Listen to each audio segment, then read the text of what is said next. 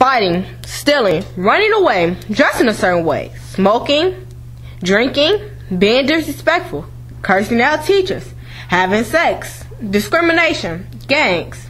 Peer pressure is being forced to do something that you don't want to do. Peer pressure is also becoming a substantial threat for teens and is more dangerous than parents would imagine. Peer pressure is most common in students of impressionable age, beginning at 8 years old, but can also be cited out later at stages in life up until 19 years old. I see peer pressure all the time, not just in my classroom, but in the hallways, with other classes, with other students, all ages. Ms. Pawlowski is a second-year teacher at Reavis in Chicago.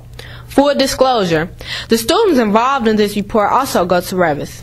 I think that people just want to fit in. I think that a lot of the kids want to have friends, and they think that behaving a certain way can help them have those friendships. And a lot of the times they don't realize that those friendships don't last. Kayla Jones is a sixth grader at Reavis. One of my friends made me want to go with one of these boys in my classroom. And so you did. Why? Because I wouldn't want to mess up our friendship. So you went with a boy so you wouldn't mess up your friendship. Yes.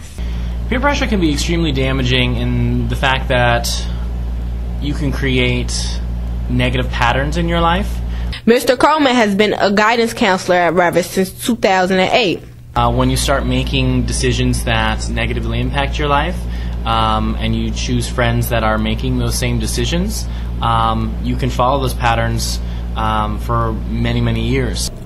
Of course, some peer pressure can be positive. Absolutely. I've witnessed positive peer pressure and negative peer pressure.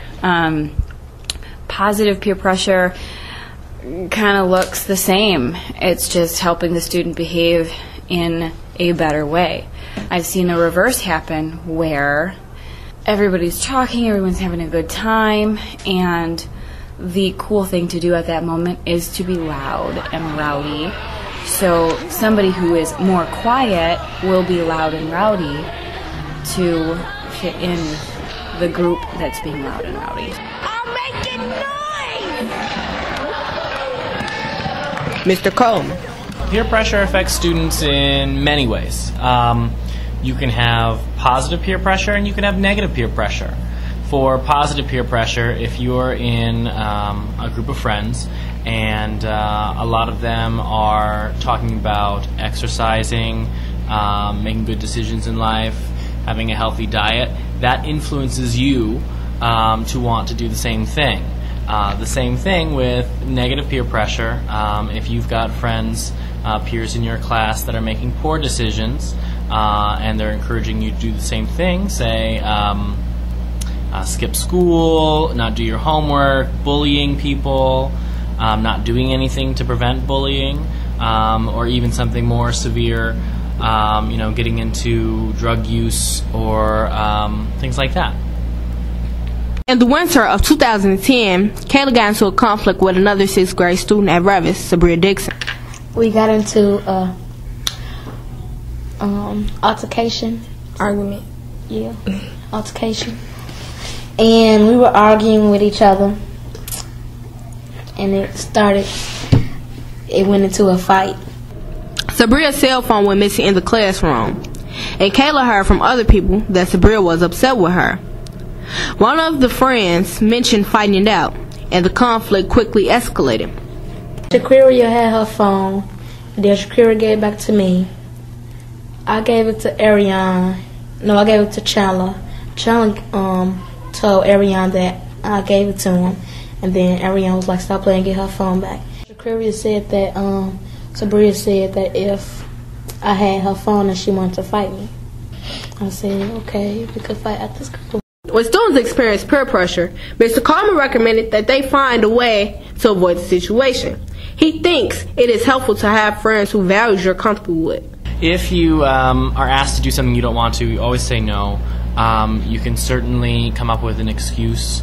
If your friends are saying, we want to skip school, we're not going to do this homework assignment, you have a reason why you want to do it, why something's important to you. Having those values in place is really helpful. Having someone to talk to about these concerns is really helpful.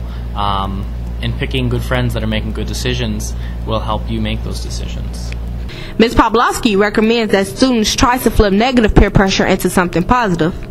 And I try to reverse negative peer pressure. I try to make it into positive peer pressure by encouraging those students who are doing what they're supposed to be doing and kind of flipping it that way so that the kids see that the people who are getting positive reinforcement from me or from other students are the students who are doing the right thing. After all the talk, Kayla and Sabria did not wind up fighting after school, but there was a little confrontation, and that was enough to get one of them in trouble.